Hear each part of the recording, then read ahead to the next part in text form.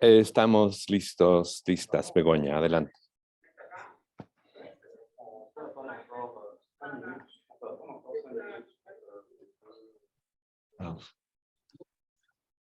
Pues buenas tardes o buenos días ahí en Chile. Muchísimas gracias por invitarnos desde España a participar con esta mesa de la infancia fuera de la escuela. En primer lugar, me gustaría agradecer a la Cátedra UNESCO de Democracia, Ciudadanía Global y Educación Transformadora esta invitación y la oportunidad para participar en este simposio internacional. Me gustaría agradecer también a la profesora Silvia Redon y al profesor Félix Angulo por la amabilidad que han tenido en invitarnos y que lleguen también voces desde España a este congreso, a este simposio internacional. En primer lugar, me gustaría explicar la dinámica que hemos acordado para trabajar juntos y juntas en esta hora. Habrá una primera parte donde haré una presentación de las personas que me acompañan en esta mesa dialógica, donde intervendremos cada uno unos 5 minutos aportando ideas clave sobre la infancia fuera de la escuela. Y tendremos una segunda fase donde abriremos un diálogo cruzado entre todas las personas que componen la mesa para poder enmarcar esas claves en lo que es el escenario global de democracia, ciudadanía global y educación transformadora. Y también con los dos conceptos clave del simposio: diálogo y emancipación. Así que sin más, me gustaría pasar a presentar, si es posible, voy a compartir una pantalla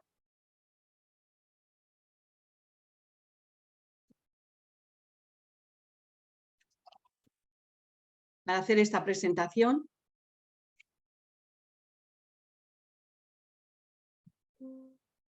De las personas que me acompañan.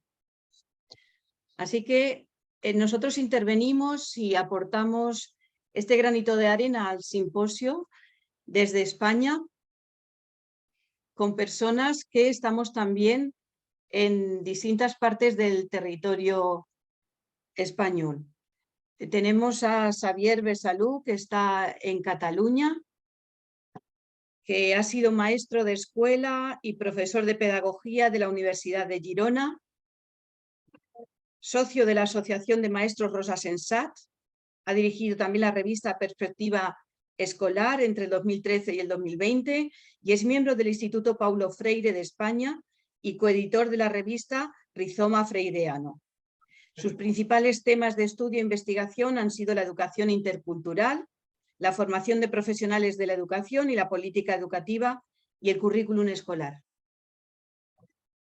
Así que muchísimas gracias, Xavier, por acompañarnos esta tarde en el simposio. Por otro lado, en Ceuta tenemos a otras dos personas: Hamed Abdelali, doctor en Ciencias de la Educación, filólogo, profesor de lengua castellana y literatura, intérprete de Darija, árabe y francés, e investigador en el ámbito socioeducativo. Actualmente es profesor en educación secundaria, pero con una larga experiencia en otras actividades educativas y otros ámbitos donde también se educa en Ceuta, fuera de lo que es la educación reglada. María Isabel Lorente García, profesora de educación primaria, infantil y con la especialidad de lengua castellana y francesa. Ha estado ejerciendo su profesión docente en distintas localidades en Andalucía, pero también en Tetuán, en Marruecos. Y también ha tenido la responsabilidad de la acción sindical de uno de los sindicatos de mayores en el ámbito educativo en España, de comisiones obreras. Ha sido responsable también de la Secretaría de la Mujer dentro del mismo sindicato. Directora de un centro de primaria donde puso en marcha el proyecto de comunidades de aprendizaje del doctor Ramón Flecha.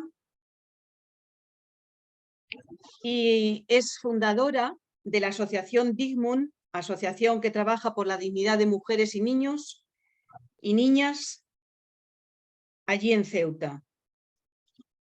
Ha publicado numerosos artículos, etc. Actualmente es docente y jefa de estudios en un centro de adultos de Ceuta. Así que también muchísimas gracias, Maribel, por unirte a nuestra mesa y aportar tu experiencia. Por otro lado, desde Madrid tenemos a Álvaro Ferrer, que es especialista en equidad educativa en Save the Children, España, y desde 2017 lleva el área de políticas educativas de la ONG. Es autor y coautor de una decena de informes e investigaciones sobre políticas educativas e igualdad de oportunidades en el sistema educativo español. Es politólogo, con estudios de posgrado en Relaciones Internacionales e Investigación Social. Pasado por Save the Children Europa y el Parlamento Europeo en Bruselas, ha presidido la organización estudiantil CANAE y ha sido miembro de la Comisión Permanente del Consejo Escolar del Estado y ha participado en el grupo de expertos del informe España 2050. Muchas gracias también, Álvaro, por la amabilidad de participar en esta mesa. Y por último, yo misma, mi nombre es Begoña López, también vengo del ámbito de las ciencias políticas y la sociología.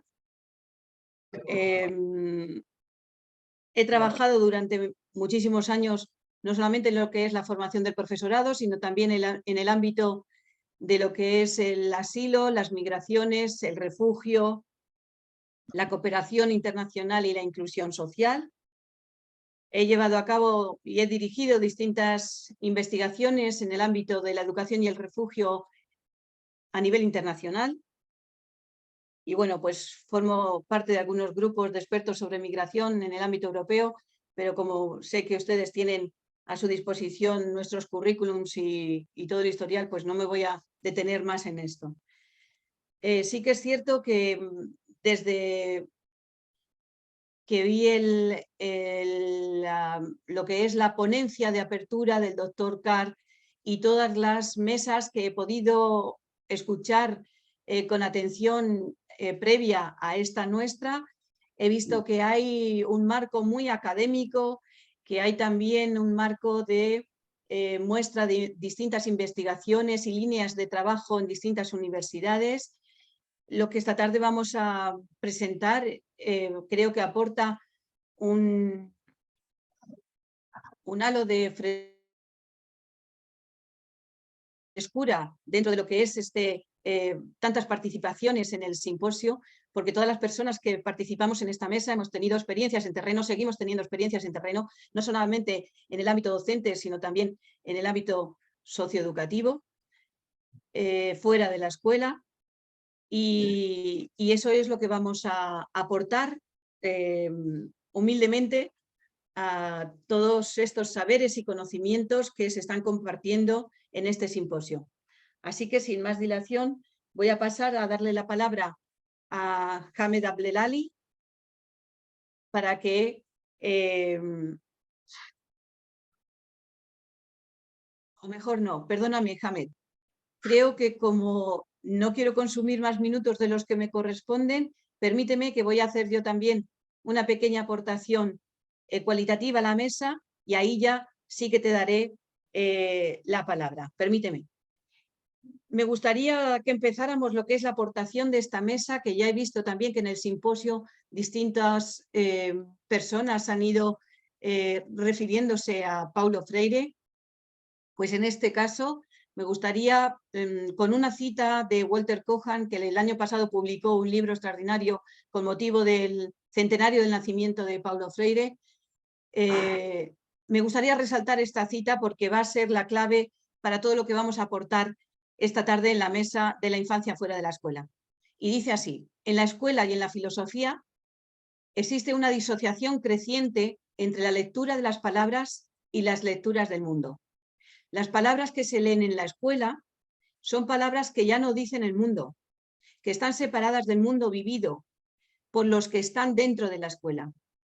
La doble consecuencia de eso es que aprendemos a leer un mundo escolar que no es el que vivimos fuera de la escuela, y no aprendemos a leer ese mundo que vivimos fuera de ella.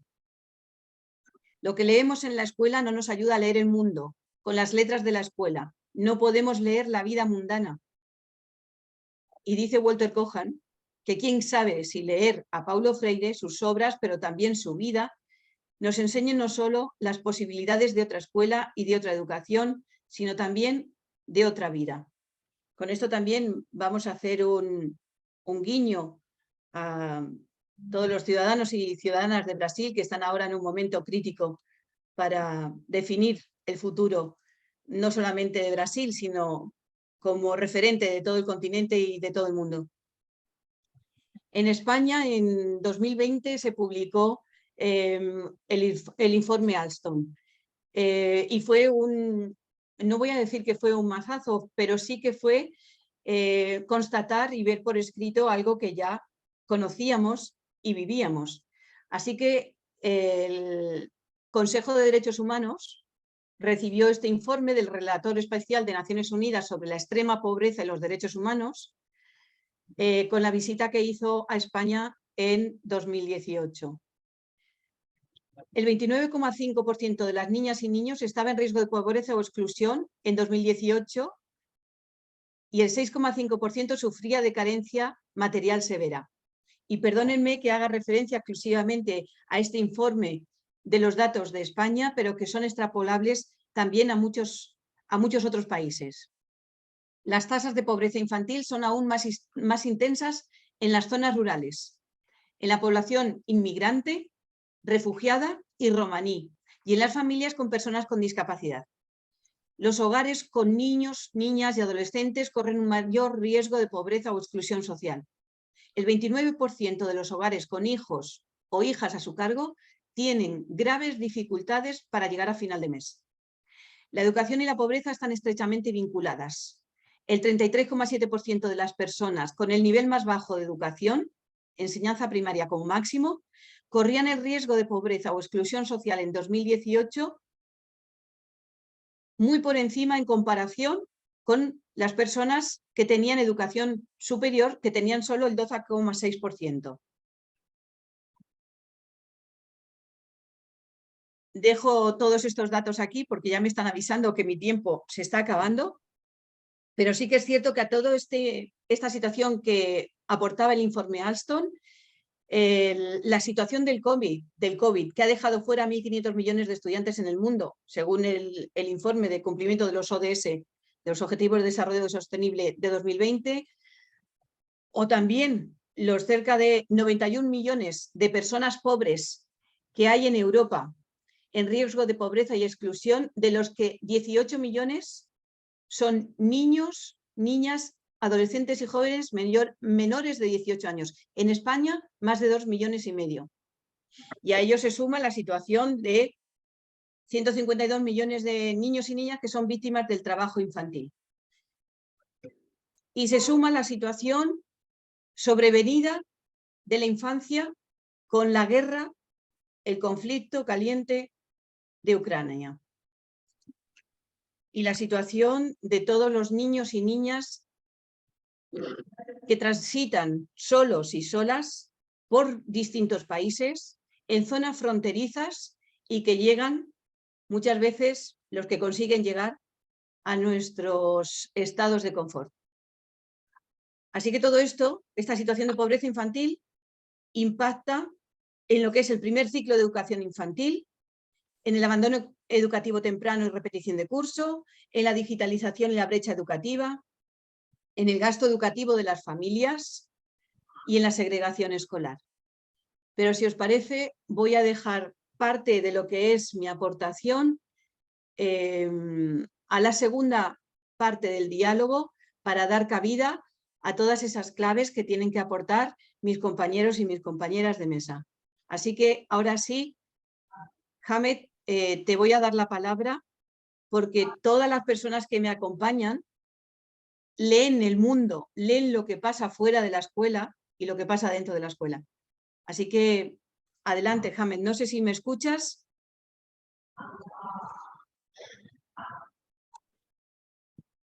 Sí, ¿me escucha bien? Sí. Sí.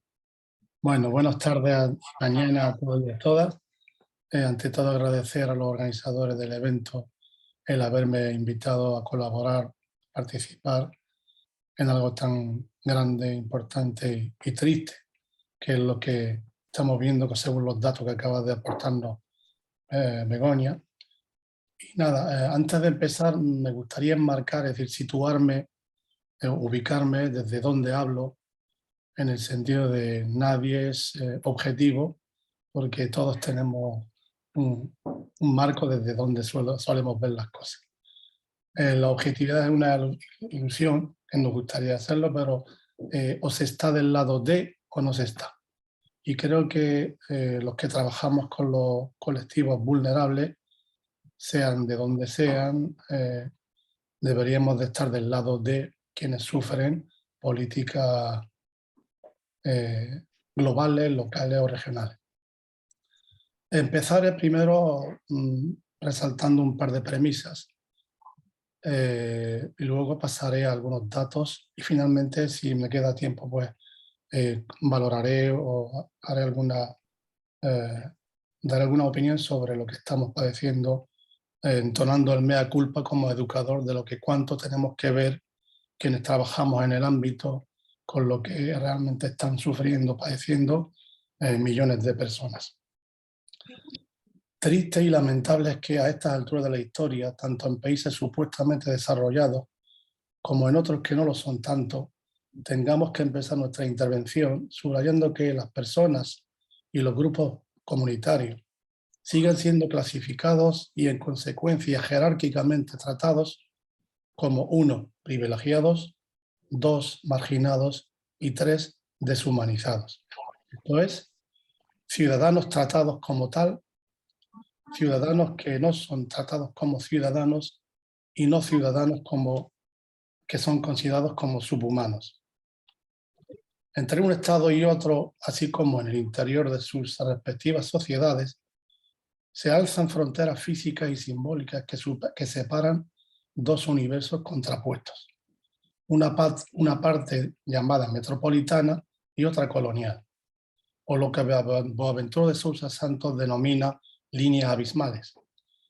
En un lado de la línea predominan formas de sociabilidad metropolitanas, es decir, el Estado de Derecho, la ciudadanía, los derechos humanos, y a pesar de haber exclusión social, quienes la padecen suelen disfrutar de ciertas garantías sociojurídicas reconocidas por el Estado. Por el contrario, en la otra parte imperan formas de sociabilidad colonial basadas en lógicas de apropiación y violencia, que destruyen, marginan e invisibilizan a gran parte de quienes la habitan.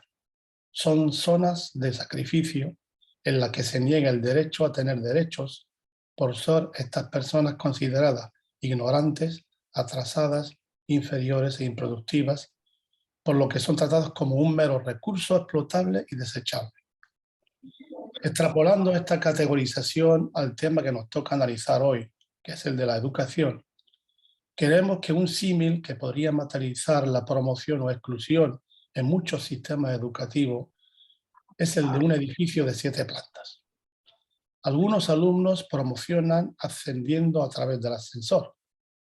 Estos son los que pertenecen al primer grupo antes aludido. Otros subiendo escalón tras otro, y los últimos solo pueden hacerlo escalando hasta la 4ª planta y entrando por una pequeña ventana. Y al igual que en la casa del jabonero, el que no cae resbala, si resbala se estampa contra el suelo. Macabro pero real. He aquí algunos datos, además de lo que acaba de presentar nuestra compañera Begoña. Si muchos niños abandonan la escuela prematuramente, Otros es que ni siquiera consiguen entrar. Según el Instituto de Estadística de la UNESCO, a nivel mundial, más de 262 millones de niños, adolescentes y jóvenes de 6 a 17 años no asistían a la escuela en el 2017. Y según las tendencias actuales, para 2030 se prevé solo un ligero descenso estimado en un 4%, esto es, seguirá habiendo 225 millones de niños no escolarizados, por lo que únicamente 6 de cada 10 jóvenes completarán la educación secundaria. Aunque a nivel mundial se haya podido reducir el porcentaje de niños que abandonan la escuela antes de terminar la educación primaria, tal mejora ha sido ínfima. Voy a aportar uno de los datos que 137 millones de niños que empezaron la escuela en el 2011, al menos 35 millones la abandonaron antes de finalizar primaria. No, hay otros datos, pero no quiero extenderme tanto porque ya se me va el tiempo. Vamos a hablar de nuestra realidad. Pese a que el contexto social sea cuantitativamente distinto y cualitativamente también al de aquellos que acabo de citar, que pertenecen a la zona colonial, en el lado metropolitano, muchos alumnos y alumnas, como acaba de mostrarnos Begoña con los datos, del enriquecido norte, que forman un heterogéneo grupo de realidades personales, sociales y étnicas, abandonan y lo seguirán haciendo también, o terminarán formalmente su enseñanza obligatoria sin las competencias básicas necesarias para insertarse en el mundo laboral.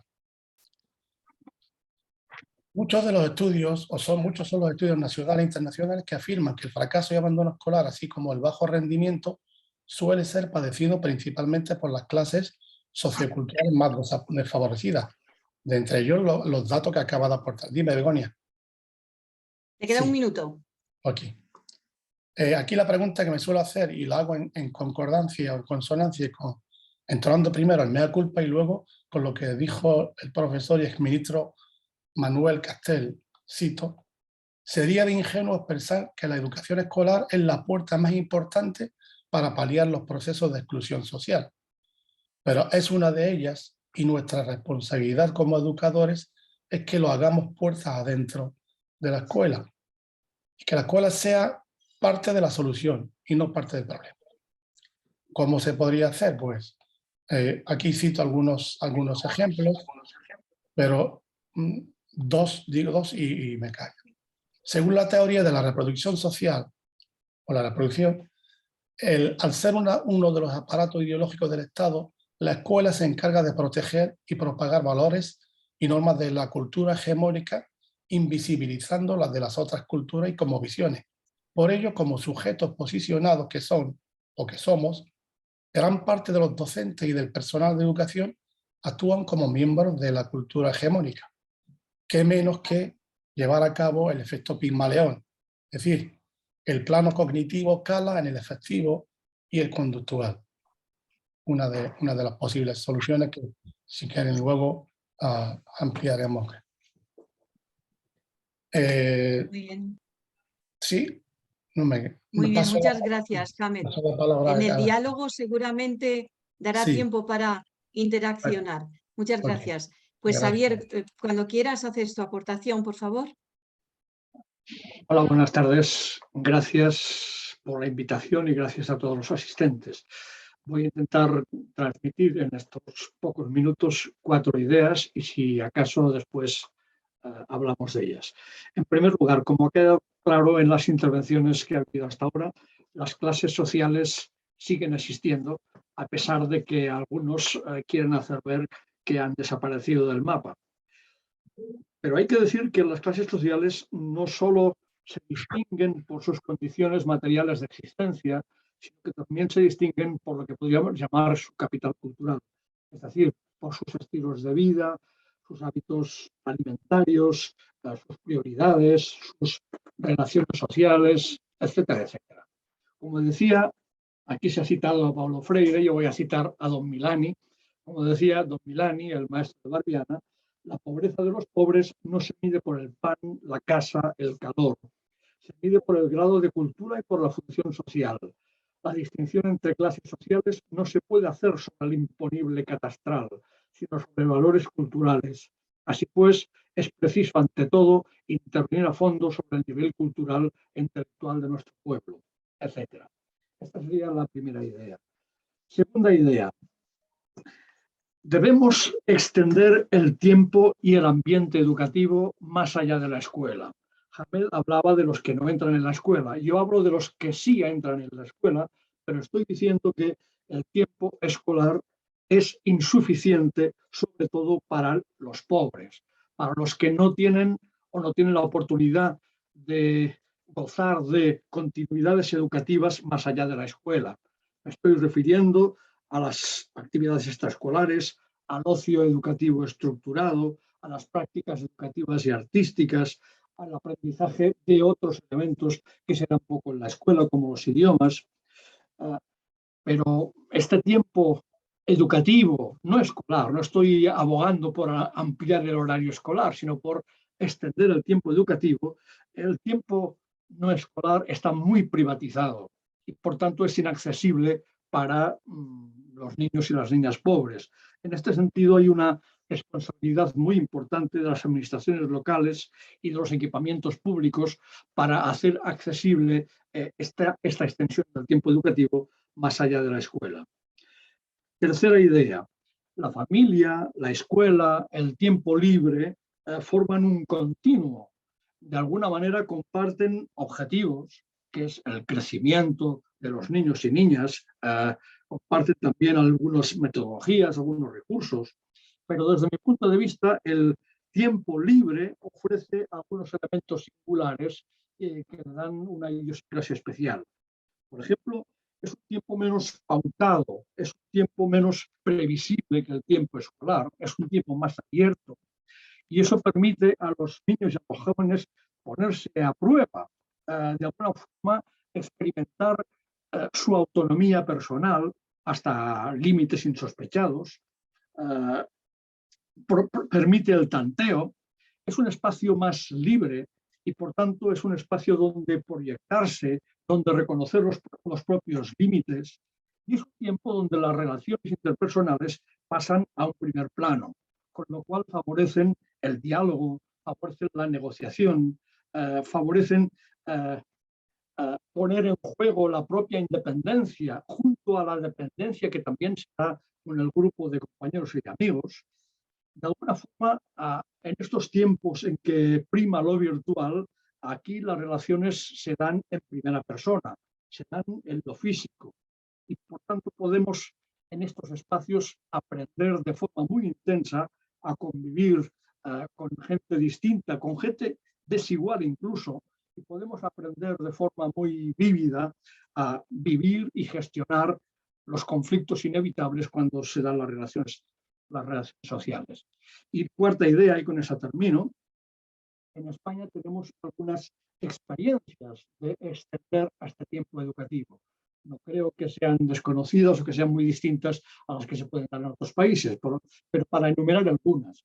Existen los llamados proyectos educativos de ciudad, en que las instituciones y los equipamientos públicos y privados ofrecen actividades, situaciones e intervenciones para todos los niños, niñas, jóvenes y adolescentes. Existe el programa llamado de Ciudades Educadoras, nacido en los años 90 del siglo pasado, que aspira a pensar el urbanismo de las ciudades, toda la vida social, toda la aportación cultural que se puede hacer a nivel municipal, pues desde presupuestos educativos. Existe, por ejemplo, los llamados planes educativos de entorno, que comparten los grandes objetivos de la educación escolar, pero con esta idea base, el tiempo escolar es insuficiente para conseguir los objetivos que se propone en la escuela, necesitamos más tiempo y por eso vamos a apropiarnos de tiempos no escolares, o el llamado programa de educación 360, educación a tiempo completo, que se está llevando a cabo en algunos municipios españoles. Hasta aquí esta parte. Muchas gracias. Muchas gracias, Xavier. Muchas gracias. Maribel, por favor, cuando quieras, aportas también tus claves.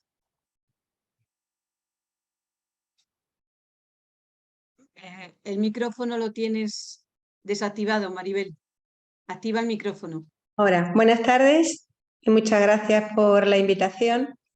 Yo me voy a centrar más en un marco práctico que en un marco teórico, hablando sobre mi experiencia en el trabajo con niños y niñas fuera de la escuela. Bueno, ya Begoña me ha presentado, soy Maribel Lorente, ahora mismo soy profesora y presidenta de la asociación DICMUN, que es una asociación que trabaja por la dignidad de las mujeres, los niños y las niñas. Vivo en Ceuta y trabajo en Ceuta, que es una ciudad fronteriza con Marruecos. Es una ciudad española, pero fronteriza con Marruecos. El colectivo de alumnos y alumnas que residen en Ceuta, yo los podría clasificar casi como en 3 categorías, ¿no? Que una de ellas serían los niños y niñas que están escolarizados en centros públicos porque residen en la ciudad, a pesar de que en ese colectivo la mitad casi de la población de infancia de origen marroquí y de religión musulmana, mientras que la otra mitad, casi el 55%, pues, son nacidos en Ceuta o en España y de origen no musulmán. Estos niños hacen su vida y su escolarización en centros públicos porque son españoles y residentes en la ciudad.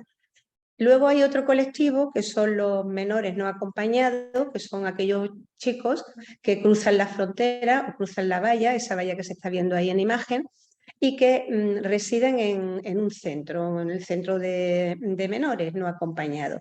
Y esos, en ese caso, pues algunos están escolarizados en algunas formaciones profesionales y centros educativos y otros, la mayoría, pues no tienen cobertura nada más que la que se le da en ese centro.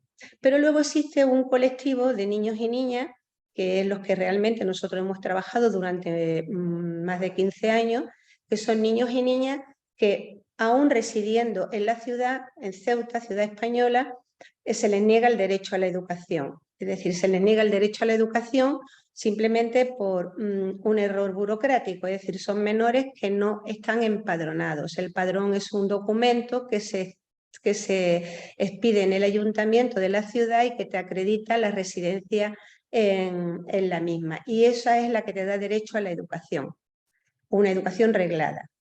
La mayoría de estos menores no pueden tener este documento, puesto que sus padres y madres viven en una situación de vulnerabilidad bastante importante porque no están trabajando.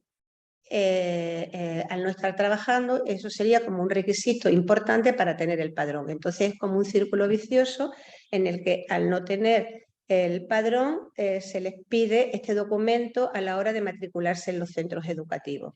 Estos niños y niñas oscilan de todas las edades, es decir, que oscilan desde la edad de 6 años o 5 años, 4 años, que es la educación infantil aquí en España, hasta la escolarización obligatoria, que es los 16 años, donde es la secundaria.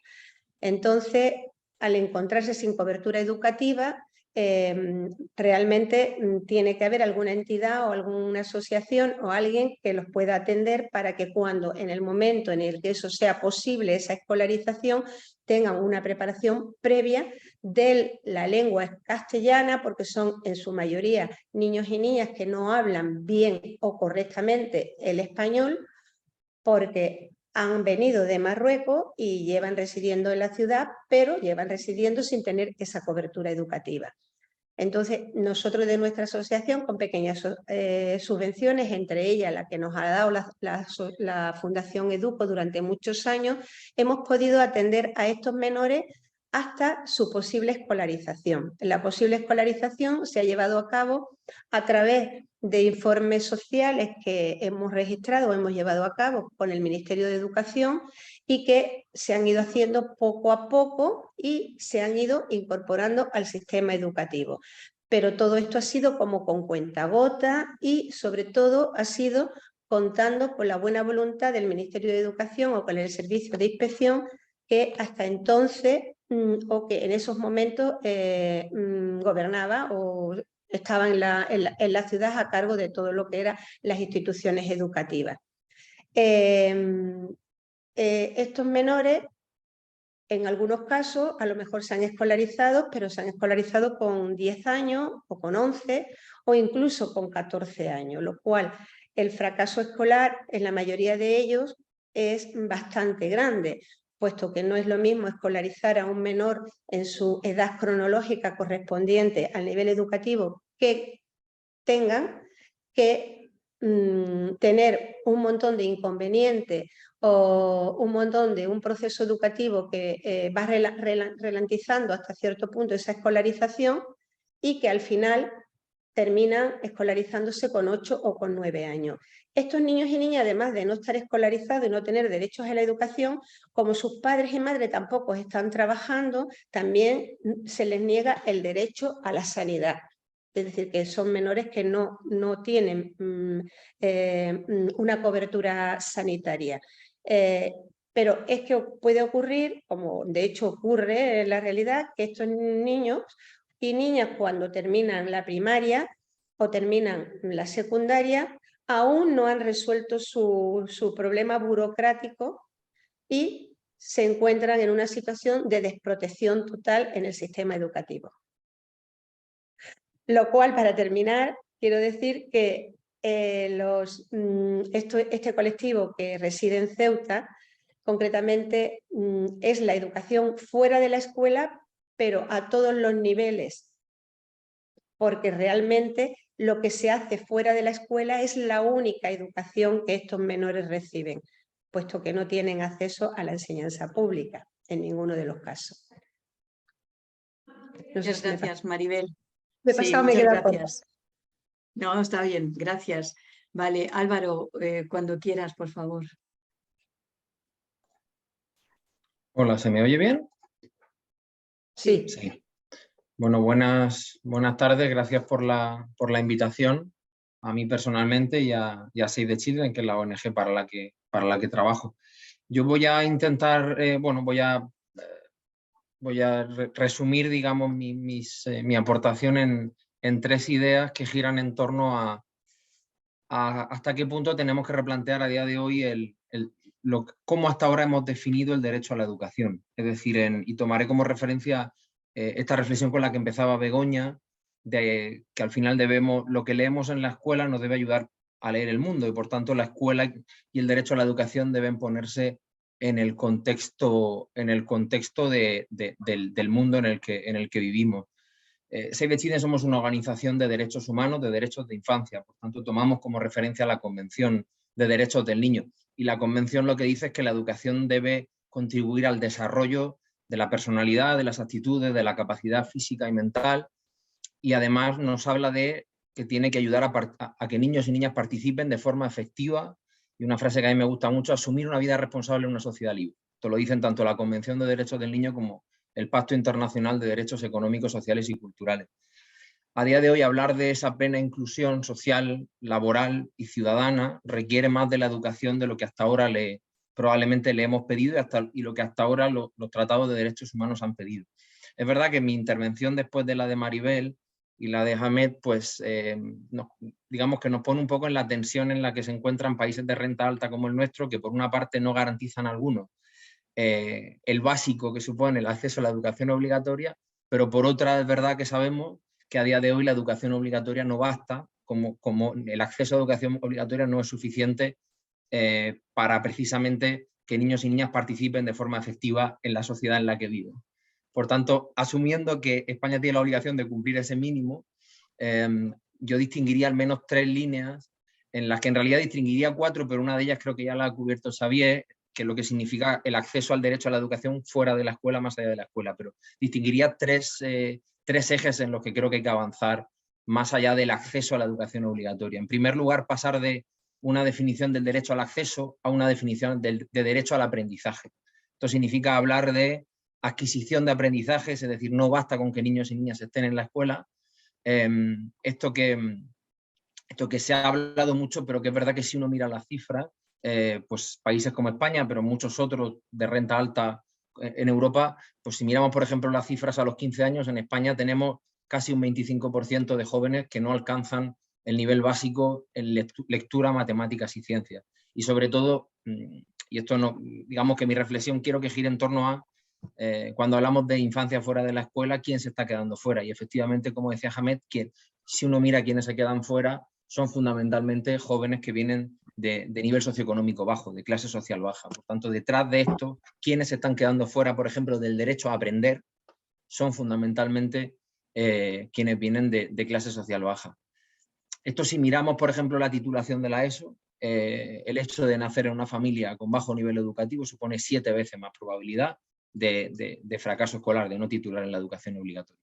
Segundo eje, el derecho a la educación no se puede limitar a lo obligatorio.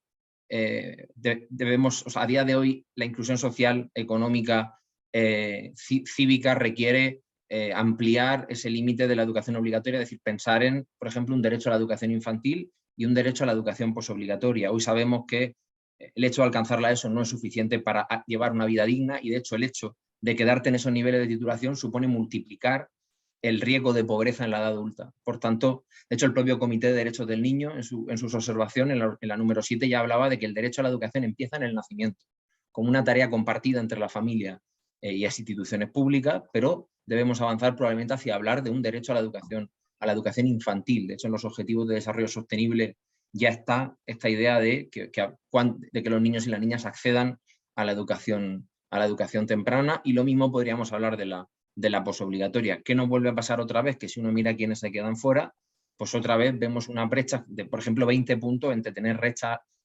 alta y renta familiar baja en el acceso a educación infantil, por ejemplo. Lo mismo pasa con el origen migrante. Si uno mira familias de origen migrante, la brecha en el acceso a la educación temprana está muy marcado por la familia en la que un niño o una niña nace.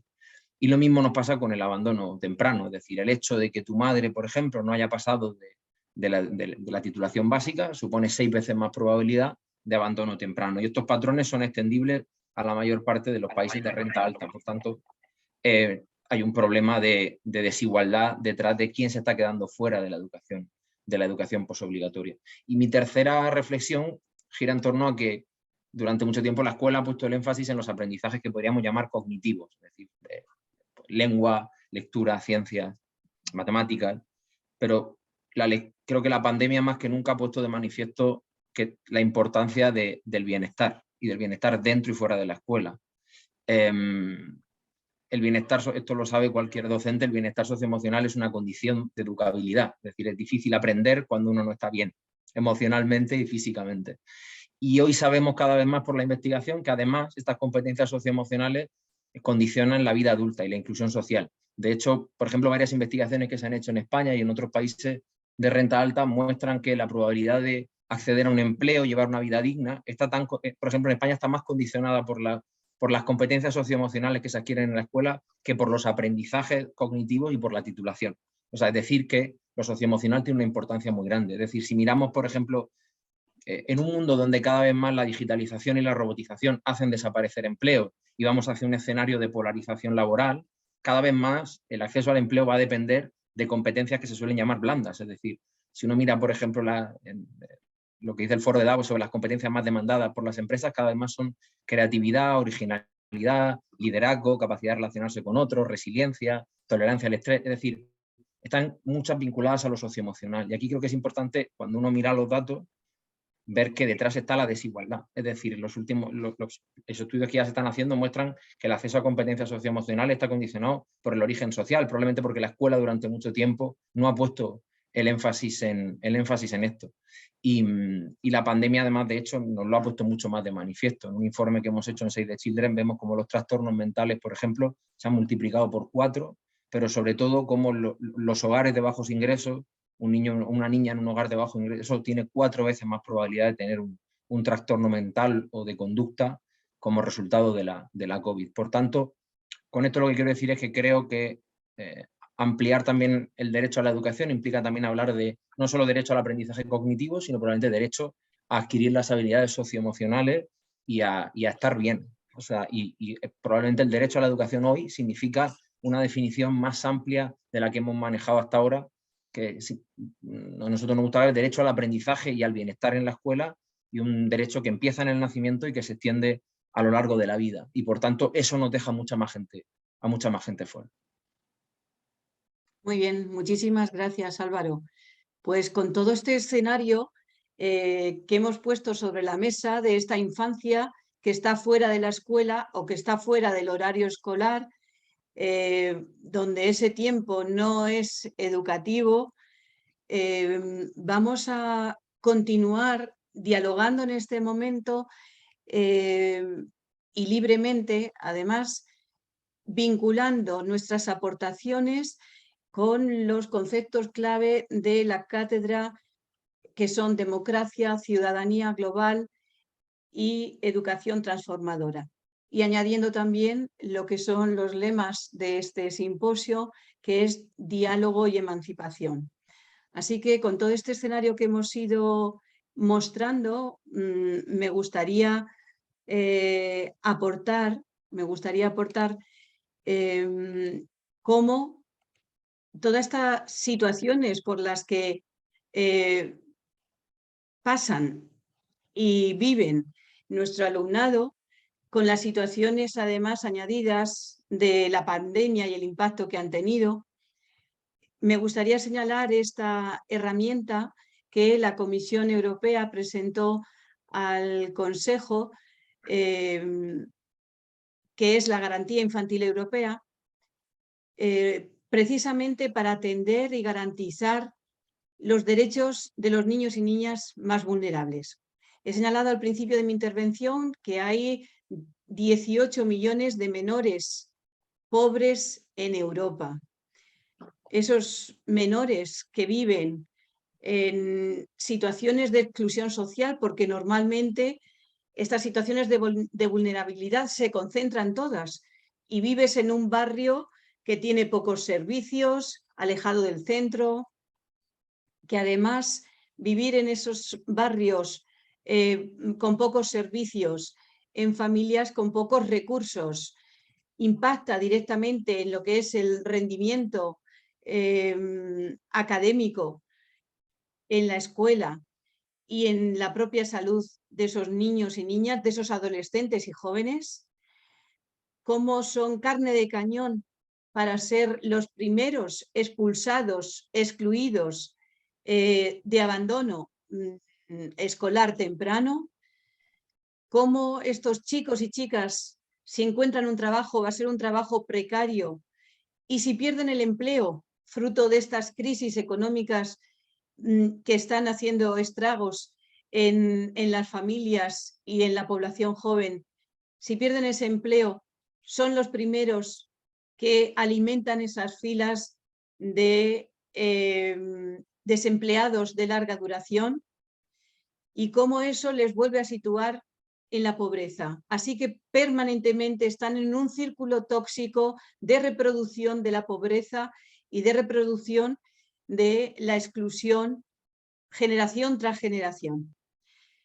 Esta situación en la que se encuentran estos niños, niñas, adolescentes y jóvenes de los que hablaba Hamed, que tienen que escalar 4 pisos para entrar por la ventana, o de los que hablaba Maribel, que por situaciones burocráticas pues no se les escolariza, o estas situaciones en las que abandonan o salen de la escuela y están solos y solas, o estas situaciones y espacios en los que no acceden a la educación, como reconocía Álvaro, la importancia que tiene sobre todo para niños y niñas de familias migrantes acceder a esa educación en la primera infancia, en la educación temprana, y apoyarles para la educación posobligatoria.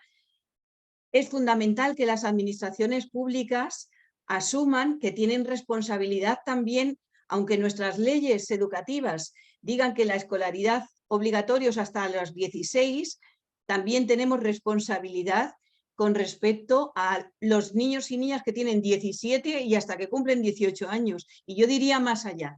Y sobre todo como docentes, como maestros, como maestras, ¿qué responsabilidad tenemos en cuanto a garantizar que estos niños y niñas se puedan sentir ciudadanos y ciudadanas, puedan participar de un proyecto común, puedan vivir la democracia y sepan que participar y construir la democracia es una obligación y un derecho de todos y todas las que compartimos el mismo espacio. ¿Y cómo vamos a hablar de educación transformadora? Es una falacia, es imposible. Si la educación sigue con los parámetros con los que estamos, no es transformadora en absoluto. Y en eso, maestros y maestras, educadores, educadoras, tenemos una gran responsabilidad para saber leer el mundo, saber lo que pasa, lo que trae cada niño y cada niña, cada adolescente al aula, y saber lo que nosotros y nosotras tenemos la obligación de garantizar. Así que, bueno, nuestra responsabilidad también está ahí. Y esa es la vinculación que yo diría. El diálogo, por supuesto, hago apología del diálogo, como diría Juanjo Tamayo, el teólogo español, frente a los fundamentalismos, pero fundamentalismos también de modelos educativos, de metodologías educativas y de formas de vivir que no facilitan la convivencia. Así que para ayudar a la emancipación hay que ser y hacer apología del diálogo. No sé qué os parece, Maribel, Hamed, Álvaro, Xavier. Xavier, has levantado la mano. Sí. Yo de las intervenciones anteriores quería destacar dos ideas. Yo creo que de la intervención de tanto de Hamed como de Maribel nos llevan a que tenemos que hablar con todas las letras de racismo estructural, de racismo jurídico por las leyes, de racismo social por la exclusión social, de racismo actitudinal, de prejuicios y también de racismo curricular. Por tanto, creo que en esta educación transformadora ya creo que no nos vale solo hablar de educación intercultural, sino que tenemos que hablar de educación antirracista, porque creo que es un elemento estructural de la sociedad y de la educación española, y creo que eso sería extrapolable a otras sociedades y a otros países. Y en cambio es una cuestión que aparece poco en el debate público. En segundo lugar, a raíz de la intervención de Álvaro, creo también enfatizar lo que ha dicho del derecho al aprendizaje. Creo que en España, donde prácticamente hemos garantizado que el 100% de la población tiene acceso a la escuela, en cambio tenemos un problema grave porque la escuela obligatoria de alguna forma está diciendo traedme a vuestros niños y niñas que yo voy a sacarlos de la escuela con las competencias básicas, con aquellos conocimientos que les van a permitir tener una vida autónoma y una vida libre y una participación. Y esto está garantizado. Voy a recurrir otra vez a don Milani, al que he citado anteriormente. Una de sus líneas de debate decía: la escuela obligatoria no puede suspender. Es decir, aquellos chicos que no tengan las competencias básicas necesitarán más tiempo, más recursos, lo que sea, pero es inadmisible que salgan niños y niñas sin haber adquirido aquello que se considera básico, imprescindible para ir por el mundo con libertad. Y aquí, unido a este derecho al aprendizaje, hay unas cuantas cosas que también han salido. El fracaso escolar, la segregación social que mencionabas tú misma, Begoña. Y una tercera idea que se aparta un poco de lo que se ha dicho aquí, pero creo que vale la pena aportarlo.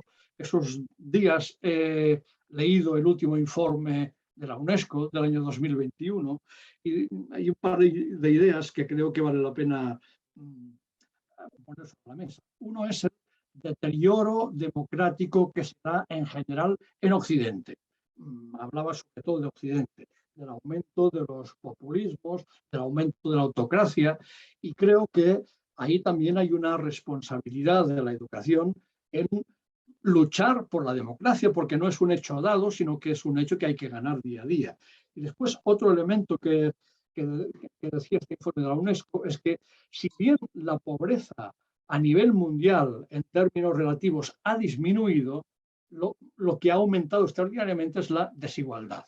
la desigualdad entre países y la desigualdad dentro de sociedades más pequeñas, dentro de las ciudades, para entendernos. Y creo que aquí pues, hay que hacer hincapié. Muriel. Sí, yo. Maribel. Ah, vale. Sí. Bueno, yo tenía que aportar unos datos que creo que también son importantes, que el informe PISA que se hace sobre los niveles educativos y el fracaso escolar que hay en España, bueno, Ceuta y Melilla no tienen transferencia educativa y forman parte directamente del Ministerio de Educación. Entonces, en ese informe PISA, los últimos datos registrados son que Ceuta y Melilla son las ciudades donde el fracaso escolar son mayores que en el resto de España. Lógicamente, esto tiene una explicación y esa explicación, independientemente de los menores no escolarizados, como yo los llamo, que son los que nosotros tratamos, y estamos hablando entonces, en este caso, del informe PISA, está basado en los menores que están en centros educativos públicos. Tiene una explicación en el que la mayoría de los centros educativos tienen una ratio mucho más elevado que en el resto de la península. Ceuta tiene una ratio por encima de la media normal. Eso por un lado. Luego, la falta de recursos, de infraestructuras adecuadas para atender a estos menores también se acentúan. Últimamente son más de 4.000 estudiantes extranjeros los que se han ido incorporando al sistema educativo español. Si a eso le unimos que la mayoría de sus padres y madres tienen deficiencia con la lengua española y no pueden aportar, participar en el proceso educativo de sus hijos, esto aumenta el fracaso escolar de estos menores. Y hay también un gran abismo lingüístico, sobre todo en los centros de la periferia, en el que la deficiencia del español es bastante grande, lo cual el fracaso escolar en la ciudad es mucho mayor que en el resto de la península. Como ha dicho Javier, ahí hay también muchísimas connotaciones de otro tipo, como es, por ejemplo, el empobrecimiento que existe en las zonas periféricas, la falta de trabajo, situaciones de riesgo con colectivos con drogas, con delincuencia en los barrios más marginales, que eso dificulta mucho la labor del docente dentro de los centros educativos. Entonces, bueno, por supuesto, tengo que añadir que apostar por una educación transformadora o por una ciudadanía global es bastante difícil, aunque se trabaje en valores dentro del aula o fuera del aula, como es nuestro caso. Pero concienciar a este alumnado de temas como la igualdad de género o la educación ambiental o tener una capacidad para transformar la realidad en la que ellos viven, es bastante difícil teniendo en cuenta las pocas posibilidades que tienen. Muchas gracias. Álvaro y Hamed. Sí, yo quería hacer, y creo que está bastante ligado con lo que decía Xavier, que ligando a la cuestión de la democracia, yo creo que el hecho de que nuestros sistemas educativos no garanticen oportunidades a todo el mundo y sobre todo que esa desigualdad se perpetúe de generación en generación, lanza un mensaje a esos niños y niñas con respecto a hasta qué punto el sistema es su sistema. Es decir, esto pone en cuestión la legitimidad de las sociedades democráticas y de los estados del bienestar en la medida en la que el acceso a las oportunidades está limitado en función de la familia en la que naces. Es decir, que en el fondo este ideal que daría como para otra mesa de la meritocracia y la igualdad de oportunidades, si tan claramente se pone en cuestión, es decir, que es uno de los fundamentos de nuestros estados, pues pone en cuestión al final hasta qué punto puede llevar a muchas ciudadanas y ciudadanos a poner en cuestión hasta qué punto es legítimo este sistema y hasta qué punto le garantiza bienestar. Y eso cuando estamos excluyendo a gente de la ciudadanía, eso en un momento además como el que comentaba Xavier, donde pues hay amenazas claras a la democracia por parte de de populismos que cuestionan la convivencia democrática y los derechos, pues puede ser muy peligroso. Es decir, y esto cuando pasan estas cosas, pues hay un vínculo muy claro entre educación y cohesión social, y cuando la escuela Pues hablábamos, por ejemplo, de la cuestión de la segregación, del fracaso escolar, ya sabemos que hay una relación directa, por ejemplo, entre estudiar en un contexto segregado y el nivel en el que los estudiantes empatizan con aquellos que tienen menos recursos o que vienen de otros lugares. Es decir, nos jugamos, en definitiva, la cohesión social y la convivencia y el modelo que nos hemos dado con todos los problemas que tiene. Yo sí que creo que en esta lógica, y esto lo ligo con lo que decía Hamed al principio, que tenemos un problema de concepción cultural de la escuela. Es decir, nuestra escuela ha sido concebida como institución selectiva. Es decir, a pesar de que se habla del derecho a la educación, a pesar de que decía Xavier, me parece una muy buena reflexión, que no se puede suspender a nadie, es decir, que hay un derecho al aprendizaje. La realidad es que la concepción cultural que hay dentro de la institución escolar y en la sociedad es que el papel de la escuela es seleccionar. Y el problema es que esto ya no solo es un problema individual para quien se ve privado de las oportunidades, es un problema para toda la sociedad. Es decir, la UNESCO habla cada vez más de que necesitamos a todos, o sea, como sociedad no nos podemos permitir ya dejar a nadie fuera porque necesitamos la cooperación de todas las personas para poder salir del atolladero en el que estamos. Es decir, no solo a nivel democrático, sino a nivel de crisis climática, necesitamos la contribución de todo el mundo y no podemos excluir a tantas personas de que puedan contribuir como ciudadanos a resolver los problemas que tenemos. Y es verdad que en este momento todavía se sigue entendiendo que en una lógica del esfuerzo, el mérito, se sigue entendiendo que la escuela al final tiene que seleccionar a aquellos que teóricamente se esfuerzan, ignorando además todos los determinantes sociales que están impactando en las oportunidades de la gente. Por tanto, creo que una educación transformadora pasa porque empecemos a entender la escuela como, como un derecho al éxito escolar y a las oportunidades y al progreso escolar, y no en una lógica selectiva. Y creo que eso como contribución para ligarlo creo que está bien. Muchas gracias, Álvaro. Vale, pues Hamed, si te parece, cierras tú para que seamos escrupulosos con el tiempo de la grabación, cierras tú con tu aportación de la mesa. Tu micrófono está apagado. Hamed, ábrelo, por favor. Yo, enlazándolo con la última idea que dijo Álvaro, de la educación transformadora y el derecho al aprendizaje a lo largo de la vida. Un ejemplo que suelo darle yo a mis alumnos para animarles primero y luego poner los pies en la realidad. Como interino, alguna vez me tocó trabajar en un instituto que tenía 5 primeros de la ESO. En cada clase había 25, 30 alumnos. Y yo les decía, ¿cuántos bachilleres hay? 2 bachilleres. Sumando los 2 bachilleres, ¿cuántos alumnos serían? Pues 30. De 120 alumnos que hay en los 130 o 50 que hay en primero, ¿dónde está el resto? Y los que no han llegado. Entonces, a mí me interesa, que también me interesa lo que por inercia terminarán por su nivel cultural, etcétera, etcétera. Pero me interesa más aquellos que expulsamos porque los expulsamos de la escuela, pero también los excluimos en la sociedad. Entonces me interesan aquellos que son excluidos porque se les excluye de la sociedad. Los 90 que se han quedado fuera de la escuela serán futuros ciudadanos y que si no aplicamos lo que dice Álvaro y también Xavier, es decir, un aprendizaje a lo largo de la vida, poco podemos hacer por una educación transformadora.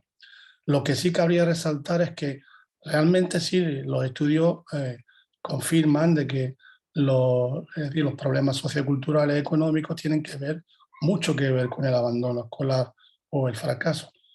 Pero no tenemos que justificarlo porque no se nos olvide que son problemas estructurales, es decir, que son problemas que son debido a políticas de exclusión y que si podríamos cambiar algo, tienen que ser con políticas sistémicas que afecten a todos los componentes, no solamente de la educación, sino incluso de la sociedad. Y por último, me gustaría también terminar que abogamos por una pedagogía que establezca una continuidad fluida y permanente entre escuela, familia y agentes sociales, manteniendo un equilibrio entre heterogeneidad de la sociedad y los rasgos individuales de las personas y los grupos a los que pertenecen, siempre y cuando que no entren en colisión con los derechos humanos y los valores universales. Democracia, sí, pero una democracia de bajísima intensidad, la que tenemos desgraciadamente en nuestro país. De bajísima intensidad porque se están desmantelando políticas públicas y se están convirtiendo políticas sociales en medidas compensatorias, residuales y estigmatizantes, porque al fin y al cabo aquellos que sufren se les estigmatiza por el hecho de estar debajo. Y que el regreso de las políticas filantrópicas o colaboración filantrópica es una forma de solidaridad, sí, pero no está fundada en los derechos y en el derecho a tener derechos. Y muchísimas gracias. Pues muchísimas gracias a todos, Maribel, Xavier, Álvaro, Hamed, y muchísimas gracias a las personas también que nos han estado escuchando desde la Universidad de Valparaíso y las que posteriormente se meterán para visionar de nuevo la grabación. Así que muchísimas gracias y hasta la próxima. Adiós. Gracias a todos y a todas. Gracias. Gracias. Hasta luego. Chao. Adiós. Adiós. Adiós. Thank you. Bye. À la prochaine. Merci beaucoup.